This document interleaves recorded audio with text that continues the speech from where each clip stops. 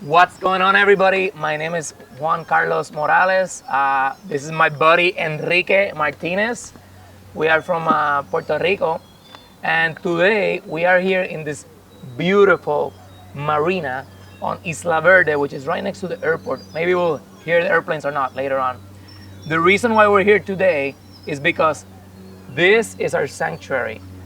This is where my buddy and I we come here and we unwind from working, and this is just a place where we can relax and talk business, and hopefully offer some value to you guys of whatever we can do and talk about in this conversation. So, are you ready for this? Ready? Let's All do good? it. All right, cool, man. So, how long ago do you think we met? Wow. I always remember because I remember I was still in college.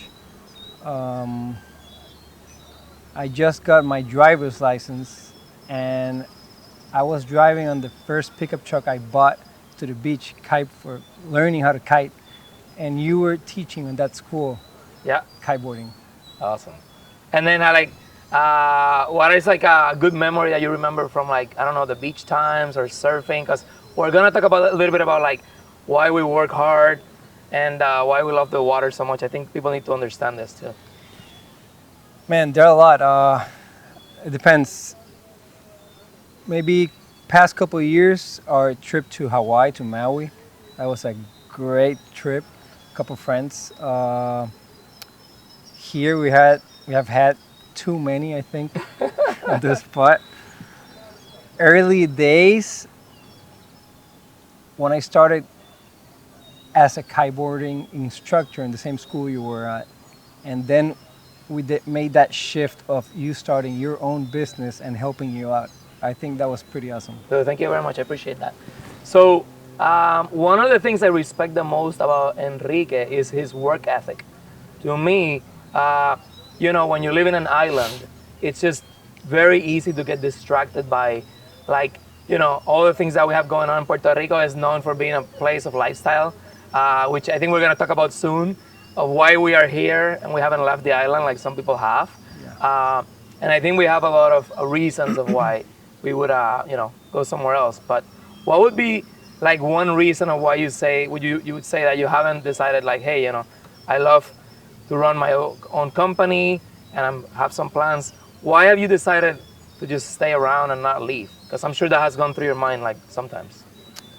I mean, it's kind of a mindset once you know how to run a business, either if it's yours or someone else, or you already like know the principles and you have that skill. I don't think that anybody on that level, if they take everything away from them, is gonna think, oh, who I'm gonna go and work for. That kind of mindset just shifts you off to what's next, what I'm gonna build next, or who am I gonna contact or partner with to develop something or buy someone's business and expand it. It's a different But mindset. I'm wondering, what would you say that if, let's say, you were in a different state, let's say you will move to, I don't know, California or New York or something like that. When I say New York, when I say like Texas, when I say Florida, how does that make you feel inside? If you're born and raised on an island, and I think I don't only speak for myself, but I mean, you need this warm weather, being close to the beach, being able to disconnect somewhere close to where you live. Because here, it doesn't matter if you want to go to the beach, you're gonna want to go to the movies, to the rainforest, whatever you want to do, it's less than 30 minutes away. There's no way you can move somewhere that you're gonna have everything that close. Man, it's amazing. There's no So other way to I say agree, it. dude. I agree. So I mean, right now I'm part time in Canada, and I Yeah. get this question every day, like, hey, when are you moving in Canada? Because my wife is Canadian, and I'm like, just Google a photo of Puerto Rico, and you will answer your own question. But Actually, it's funny because my dad asked me that same thing. Like, oh, Juan Carlos got married. She lives in Canada. What's gonna happen? She's gonna move into Puerto Rico, or she's gonna go to Canada? I'm like, well, I don't think she'll move to Puerto Rico because of her business. And believe me, Juan Carlos is not gonna leave Puerto Rico also. Yeah. Because, I mean, it's a complete different weather and day to day. And for, I know your lifestyle, same as mine, you can have a couple of days, a couple of months, have fun, but it gets to a point that you feel that urge of coming back and you need those outdoor activities and this weather. And for us, the beach, the water, it doesn't matter what we're doing.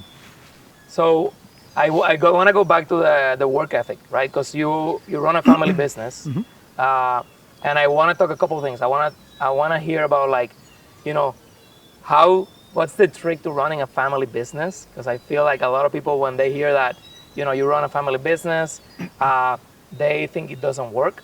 They think they can't work. I want to hear what you have to say about that, and also how you have taken on the responsibility of your family business. And also, I want to add, why did you decide that, hey, I have to go to sleep early, I have to be at the business at a certain time, and you can find like an awesome balance between, you know, taking on that big responsibility, right, managing like your family's expectations, and also like your, you know, like being able to differentiate family time and business time, and also being able to like do what you want to do, right? Well, thankfully, in my family, we do talk a lot of work outside of our work environment. Usually we go out to dinner or something. We're so used to being together at work that once you get out of it, it's still the same people. So that work topic comes up a lot.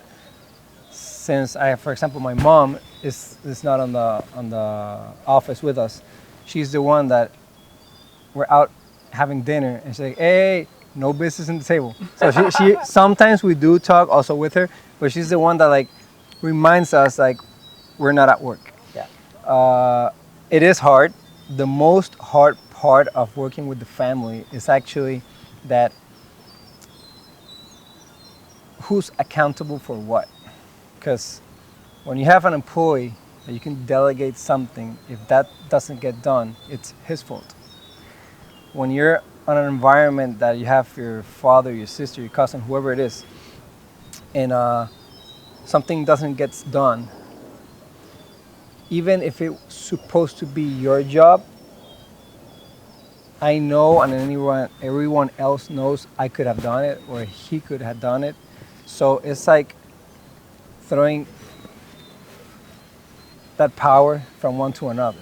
So that's the harder part. That's what I'm trying to structure it in a way that everyone has something in particular to do, and you don't have that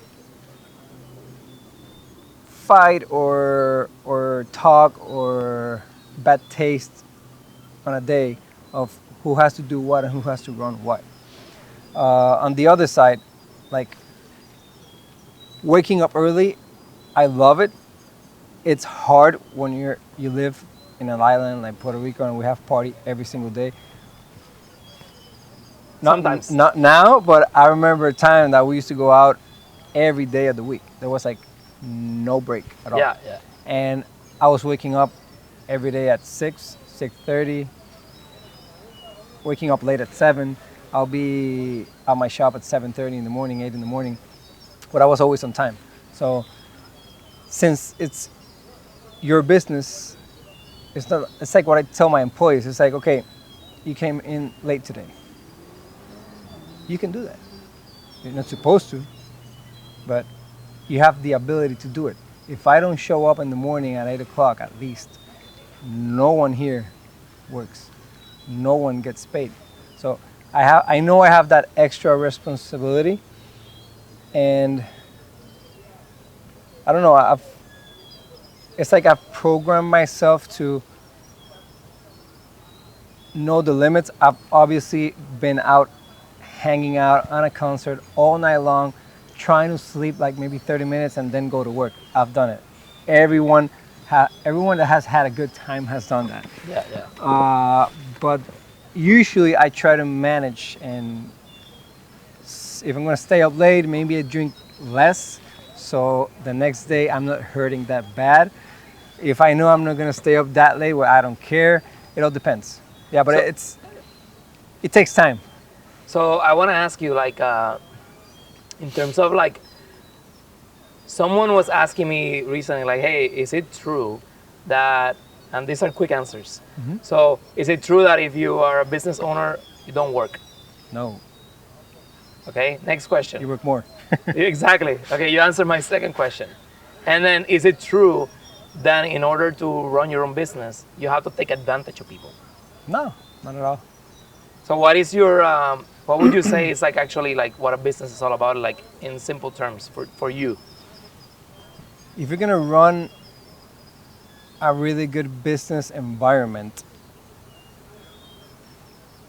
your day to day is solving your employees' problems, basically. Yep. If you solve their problems, their work runs effortlessly, smoothly, and you're gonna have less complaints, less problems, less losses. Uh, as soon as you start like beating the crap out of them and asking for more and giving less, then you get less employees and more problems. Let me ask you, obviously, like as you know, Puerto Rico has been through like many different, I would say, curveballs. But the biggest one we would say would be like the Hurricane Maria, which happened like in 2017. Yeah. And then we had the pandemic this year. We've had other ones, but let's just focus on those two. Did you experience any sort of like challenges? And then how did you, what was the, how did you guys overcome it? And, how did you go on the other side of that? We did actually in Hurricane Maria, our business got flooded. Like our second story warehouse had almost a foot of water. All the merchandise got wet, all the boxes were damaged. A lot of electronics. We stayed closed for a couple of weeks. Then we opened. Basically, we just opened to provide essential stuff like gas tanks, power inverters, batteries, things we usually don't sell, but our suppliers do work those. So we're just trying to help out, and also we gave a couple hours to our employees so they can manage with extra money. Was there any concern that, when is this gonna end? Are we gonna be okay? Or I mean that kind of situation, it's not about a concern because the whole island is in the same place as you are. If it's something that happened just to your business, then it's like, okay, all my neighbor, competition, friends, they're doing perfect, they're doing okay, and you're left behind. But at that moment, everyone was on the same page. So it was just like figuring out which were the best moves, the right moves to make. Since a lot of things were damaged and broken and we have to fix, we took advantage of that situation to, instead of fixing, just improving, remodeling, make it better, bigger, more accessible for customers. We're gonna do it anyways. It's just that we did it earlier. We had to maybe use some money that we were not ready to use for that situation, but it was like, it's either that or that. dude, it's amazing how like a lot of people that came out on the other side well actually thought the exact same way. They said, I'm gonna do some upgrades to my business, and what better time now where I have a lot of time available. And you would think that most people would not spend money when there's a bad time, but entrepreneurs usually they're wired different, right? They think this is an investment. I'm gonna take advantage of the situation, and then obviously, when things come around, I'm sure this happened to you in the pandemic. Yeah. When things come around, they come in almost twice as much, right? And then you're able to take advantage of that. So I think this is a very important lesson to keep in mind, that sometimes you have to take advantage of of crisis and actually advantage not of people, but just on the opportunity to be able to do like an upgrade on your business. So Definitely. I know that even though you work really hard, right? And before we move away from your business, I want to say, what would you say that is your superpower? Like, what would you say, like, when can you tell me a little bit about you in brief terms, what you do on a daily basis on your family's operation? We're going to talk about later, maybe some projects you're thinking about doing, but also I want to know, what would you say is your superpower in your business? And for me, on my place, on my job, on my business, it's always been the same. And when I mean the same is that I'm running all the bases. I'm taking phone calls, making phone calls, receiving orders, placing orders, talking to the customers. An employee forgot or doesn't know how to do something, you gotta go out and do it and show them and explain them. Training, like the whole thing you gotta do. And you gotta do it because of two things. One, if you know every single part of your business, no one can come in and tell you, oh, I can't do that or that's not possible. If you know how, it could take you more time, it can take you more money, but it's doable. Don't tell me it's impossible because there's always a way. Maybe not the way the customer wants it, but it's gonna meet their needs, so you just gotta work around it. That multitask I do love. Whenever I have like a slow day in a shop, I could say it's not that I get bored, but that low pace, it changes like my whole mood. On a rush day, you could ask me, where is this guy or who's doing what? I don't even need to look at anything. I have everything in the top of my head, and I know who's where, what's almost finishing, which car is coming out, which car is coming in, who paid, who didn't pay. On those slow days, I need to look, I need to read. It's like I'm lost. Dude, it sounds to me like you're like a coach. Like you're like telling people, hey, this is what you need to do. This is what I need you to do. This is how it's done, right? It seems to me like you're saying that in order to run a business, it's probably a good idea to understand like at the basic level, right? Everything that needs to be done. Then your employees need to know that, hey, I know how to do the work too. So you can't BS me that it's not possible. And it can't be done, right? Because then what are you gonna do? You're gonna say, come, I'm gonna show you how it's done, right? Yeah. So I think this is very powerful, to like tell people that run their own operations, like, listen, there is no shame in like doing work for a few years, right? Really developing the skill, the knowledge, do your research, and then once you get to the point of leading people, then you can actually they know that they will be more motivated to lead you, knowing that you've gone through the path and you know how to do the work, and they always have somebody to lean on in case that they don't know how to do something. Yeah, no one started to run a business just like, oh, here's the key and tomorrow you're gonna start doing everything. You need to start from the basics. Yeah. So I think some people think that in order to become like successful, right? Like, well, somebody was asking me like, oh, what does it take to be successful? I'm like, well, it really depends on your definition of success, right? For me, success is all about having freedom of my time and being able to try things, right? And eventually that definition kind of changes over time, right? But success is when you're able to really just accomplish your goals, right? And also being able to do what you love, right? And I want to transition into that, right? Because that's why we're here today.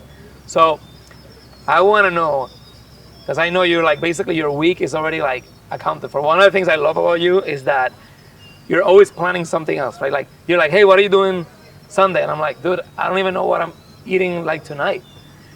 And you're like, yeah, we're gonna go on a road trip, we're gonna be doing this and that. And I'm like, all right, cool. So I don't have to worry about anything, right? Because you already have it. So I'm just curious, when you think of your week, right? I know that you have some days that are sacred, right? What are those days and why is that sacred to you? Okay, before that, before we talk about those sacred days, when I started working in my parents' business,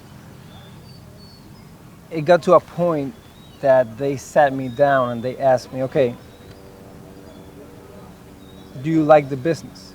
If you want to keep working on this business, we have no problem with that, and you just keep up, keep on learning and developing the skills so you can run it. If you don't like the business, it's also okay. But then we know that when we have an option either to sell or do something with it, we'll go ahead and do it. So I obviously loved the business, so I stayed. And by the way, before you keep going, I want to say that was a very smart move. Yeah. I think some people take a lot of pride to like, oh, I did my own business. I shouldn't take advantage of that. I'm like, why would you like try to do that, dude? It's all about like leveraging somebody else's hard work and then taking it to the next level. Mm-hmm. If you don't know what you're doing, they're gonna give you everything and you're gonna let it fall to the ground. So, Ooh, that's amazing. Anyhow, either you started from zero or you take something that's already running. You need to learn every single step. But when I started, actually, I was working Monday to Saturday, no days off, because at that moment it was me and my dad in charge. We had employees, we had a general manager, but it was us. So either him or I, we were always there. Our business has been open for 38 years. So he had been working his ass off for a long time, and he started taking weekends off. So I will stay on the weekends with the general manager. Dude, I was 18, 19, 20 years old. So all my employees were older than me. It's hard to try to run a business and a company and instruct something to someone older than you. The way they look at you, because they know more than you at that time, not now. But at that time, if someone says, oh, that can't be done, I couldn't say shit. I had to suck it up. Okay, no problem. If my dad was there and it truly was something that couldn't be done, okay, but if he knew how to do it, things would change. After time, when I started learning more and more and more, now I don't care who it is, what they say, I know what needs to be done. But since I had to sacrifice all those years of no days off, no trips, no nothing. That trip we took to Maui, to Hawaii, before that, I think I spent like 6-7 years without traveling. And after a while, my sister was working part-time, but after a while, she started working full-time. She saw I was earning a little bit more, and she wanted a piece of that. So basically, it was okay. You want to earn as much. Let's work as much, both of us. You take some time off. I take some time off. So now, what we do is she takes a weekend off, then I take a weekend off. Perfect. And the week that I don't have that Saturday off, what I do is instead of having another day of the week, I ended up making this plan, this deal with her of taking every Wednesday afternoons off. Okay. For me, it's great because I know I have to work hard the whole week, but it doesn't matter if I do have the weekend or not off. Right in the middle of the week, I can split that and take a break and decompress, or I could use that time to work on other stuff and do some things that maybe I don't have time during the week because of our business. So for me, Wednesdays, 12 o'clock, I'm out, and usually I'm here.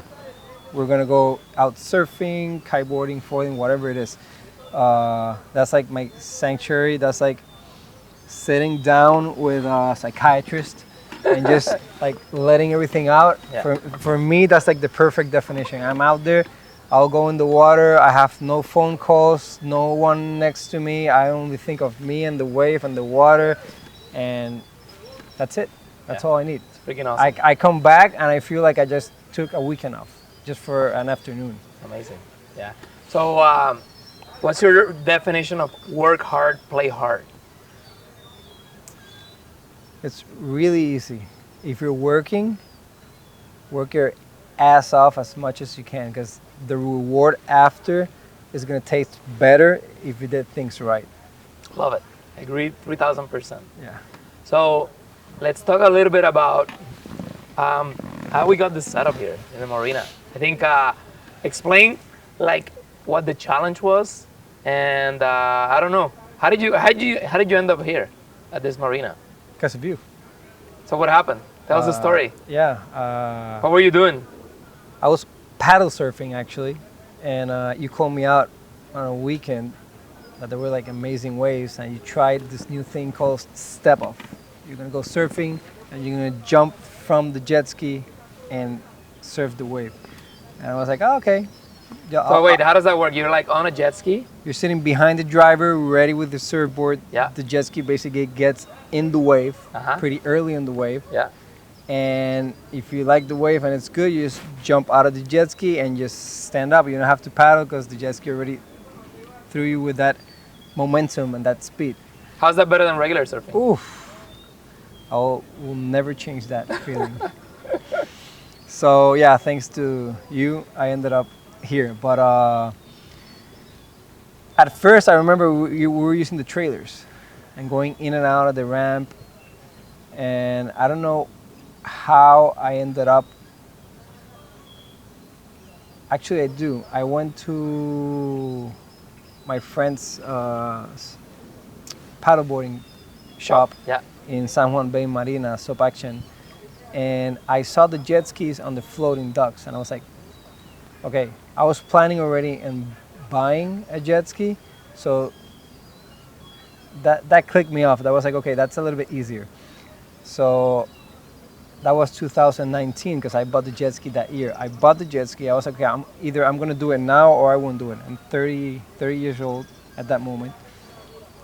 I'm in great shape. I'm surfing every single week. Why wait? So let's buy it now. I'm not going to wait 10 more years to be all fucked up. Yeah. And then I can't do it. So Yeah. I went to the dealer. I got the jet ski. I tried the trailer thing like for 3-6 months. And I said, okay, I remember those floating docks. Let's do our assignment. And after you having a floating dock with the jet ski in there, you can just get to the marina, push yourself back, and be in that wave in less than 2 minutes. There's no going back. But I just realized that Enrique has single-handedly made me buy a bunch of, I would say investable items, not to call them expensive items. Yeah. But it makes me happy to know that I made you buy a jet ski. It makes me feel like somehow we're level, now. Actually, the only reason why I bought the jet ski is because since you were traveling to Canada so much, whenever a good swell came in, I have to end up going to the beach and paddle. And I didn't want to paddle, so Yeah, I needed yeah. a jet ski to throw me in the wave. Dude, it's funny. Like, I feel like, to me, I hear all this and I kind of want to bring it into perspective that, like one of the reasons why as a Puerto Rican or as a local, I feel like, and this is something I say, and it's important to understand. Like, I feel like in Puerto Rico, in order to do well and have choices, you either have to run your own business, or you have to help somebody else run their business, right? That way you have more choices, you can make a little bit more money, you can have more flexibility, and when opportunities like this come about, you can go ahead and make those purchases, right? Because obviously, it's all about you're working so hard, you're putting like years of hard work, 7 years of not traveling, which for some people, that don't travel, it sounds like it's fine, but for people that do travel, and by the way, travel doesn't have to be expensive. People think Yeah. that traveling is only for rich people. I've traveled to South America and other places, and when I come back, I feel like we're living in a place that's a lot more You expensive. can spend less traveling than having a weekend off here, Yeah, hanging exactly. out and drinking and eating out. So I think that's the motivation. Like one of the motivations, at least I don't know about you, for me, is like I don't want to be limited to my choices.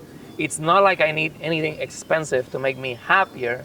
I just want to be able to, have choices and have freedom, right? And tell me a little bit about how do you set boundaries in relationships, right? Because you've already talked a little bit about family, your sister, but what about like, girlfriend? How do you tell them, listen, like, you think you're fantastic, but how does that conversation go about?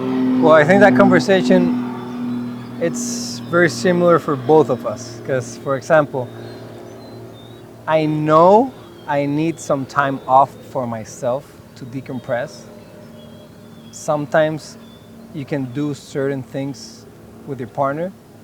Sometimes the things you want to do they either don't know the skills or they don't like it, so you have to go by yourself. But definitely when you have a sport, and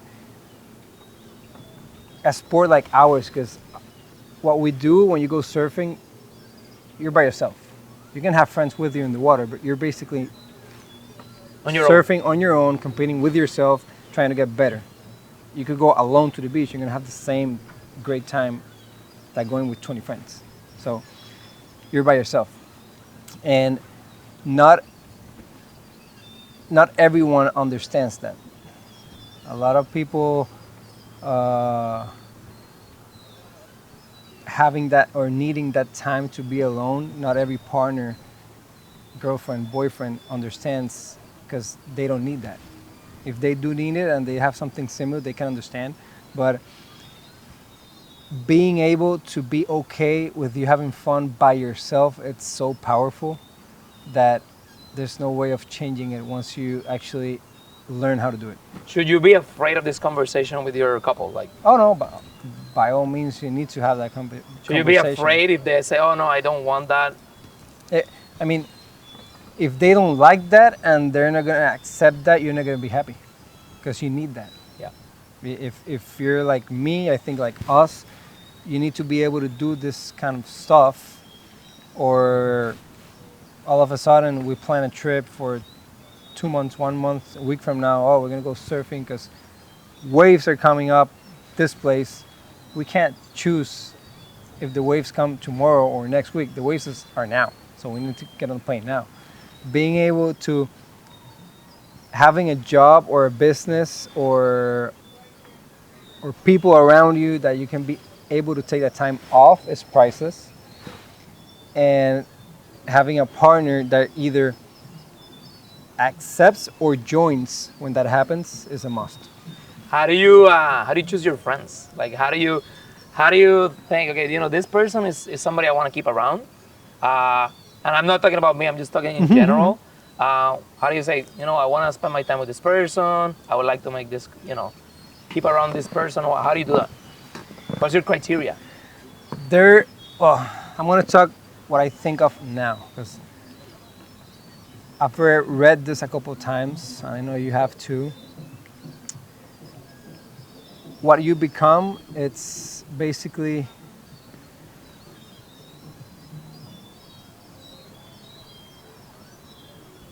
how do you say this? Want to say it in Spanish? No, Go no, for no. it. Oh, by the way, we're doing this in English. I wanted to say this at first, but I'll say it now. Because our Spanish, ¿verdad? Que nuestro español está el carajo. Sí. Un poquito difícil de entender. Yeah. So we speak really fast in Spanish, so we figured like maybe this is a better way to express ourselves. So, who we are and what we become, it usually comes from those maybe 5 people that you spend most of your time with. So,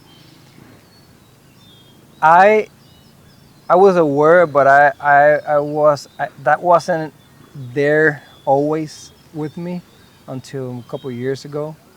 And it's not that this guy's doing better, this guy's not doing well. It's not that. It's that if they are in the right mindset as you are, you feel good because you can have certain type of conversations, either personal growth, business,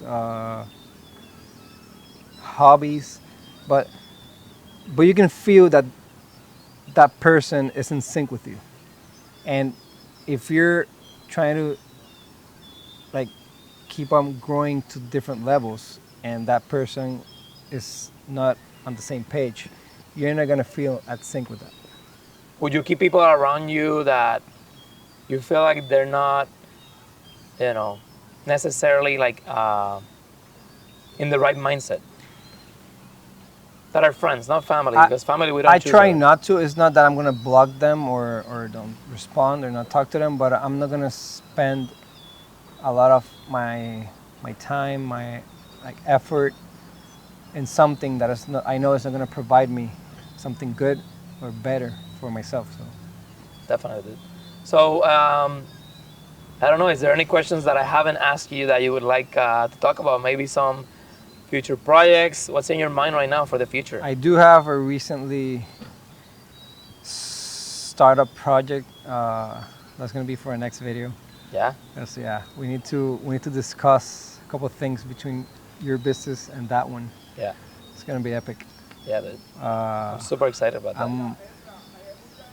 I hope before summer we can have that interview. That'd be awesome. So, you know, like one thing that I've noticed recently, and I learned from a couple of guys that I met recently, is that the value of offering value to others. What I mean by that is just being able to like push people to actually, you know, take advantage of their expertise, their knowledge, their environment, the opportunity, and just being able to expose yourself, right? Like I feel like one of the things that we have in our culture is that, you know, we don't like to put ourselves out there too much because it's not something that our culture like accepts, right? Like people are very, like they typically, we were just talking to a guy here today and he said, yeah, like Puerto Ricans, they don't share their secrets, their business secrets. We're very like inclusive. We don't like to like let people in. And I've noticed recently, like as we think about our future opportunities and things, how we've started creating like even like a tighter group of guys that are basically kind of gonna be working on similar ideas, but they don't care to share because we want to actually see the other one grow, right? And how does that feel to you? What do you think of that, like shift in mindset? Actually, I've had similar conversation like this one a couple of days ago. That shift, that exact same word, that shift in mindset of caring less if people know how you do what you do has opened so many doors and possibilities. Because number one, exposing yourself, it will bring the people you want to work with you to you. So you don't have to get out there and look for anyone. If they know what you do, how you do it, if it's going well, they're gonna want to work with you. So that mindset of, oh, I'm not gonna share how I do it because then they're gonna do the same thing, or dude, if you work hard and you do things the right way, there's opportunities for a lot of guys out there. You could be doing the same thing as I can, and we can both grow at the same time. Doesn't matter if you're by yourself and I'm out of that kind of business, or we're both in the same one. Actually, the other day we have a friend in common that he's doing the same thing as you are. Yeah. And you're helping him out. He's also helping you out. Like, we're just sharing ideas because it's the only way. If it's gonna take me 5-10 years to try things out and figure out what's good, what's bad, and maybe a couple guys can tell me on a dinner, why not? Why don't share ideas and help each one out? So, you know, I always think about like people that do things faster than other people. I always wonder, like, how do they do that? How do you go from like where you were to where you are now a lot faster? And what I've realized is the power of connections, right? You are the master in connections, okay? I was saying that earlier. You're always like, hey, let's do something. And then I say, hey, I'm thinking of this. You're like, dude, I know a guy. And even this today, like, I mean, we have our awesome buddy, David, that is shooting this. And David is essentially a guy that you met that you're like, I told him, hey, I wanna make this type of interviews. I think they can offer a bunch of value to people. And you say, I have a guy, right? Dude, it's that story is awesome because he came into my shop. He bought a van and he wanted to do a couple of custom jobs. And at first I met him, I thought everything was cool, but I didn't know like what he had in mind for his business. And one of those days that he came in and we started talking more deeply into what he wants to do and what he wants to achieve, and I understood what was going on. I was amazed. I was like, dude, we need to sit down and talk. I wanted to work with him. We tried Maybe it happens, maybe not. But I know we're gonna work with him. I a know, lot. I can know, tell. I know we will This work guy's with the real him. deal. I know we will work with him. How, we still don't know. What I know is going to happen.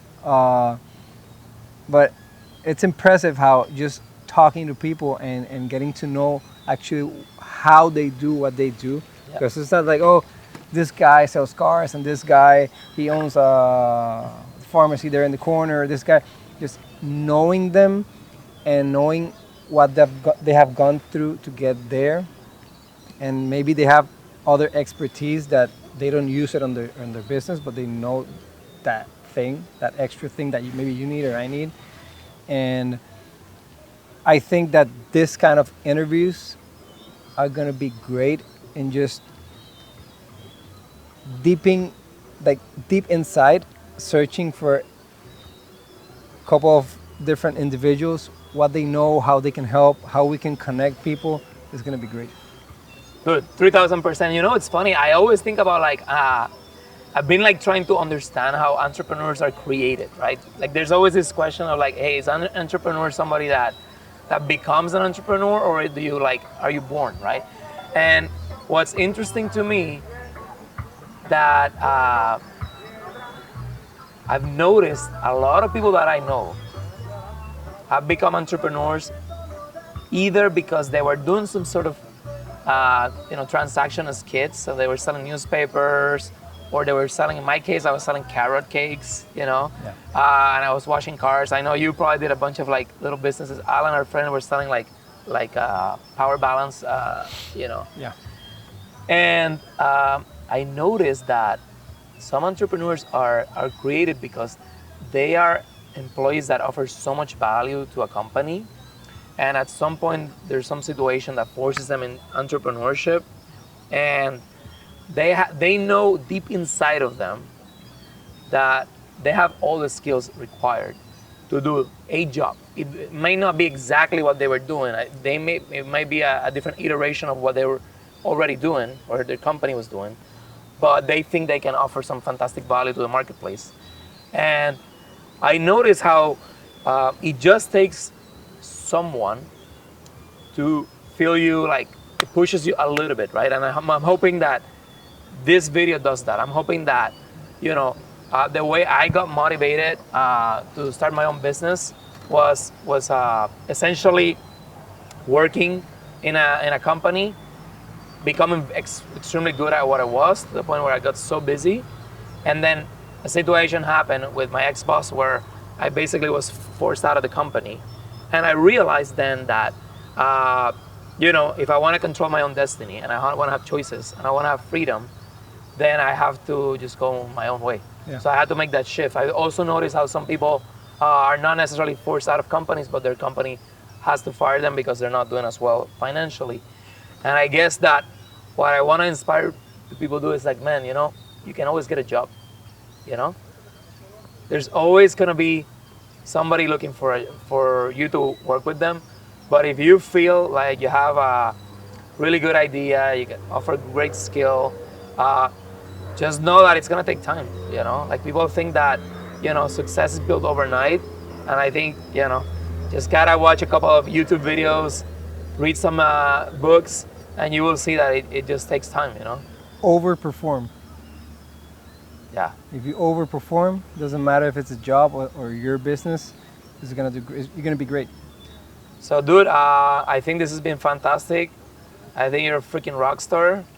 Congratulations on being able to work with your family and figuring out a balance so everybody can, work together well. Thank you so much for making me spend so much money this year.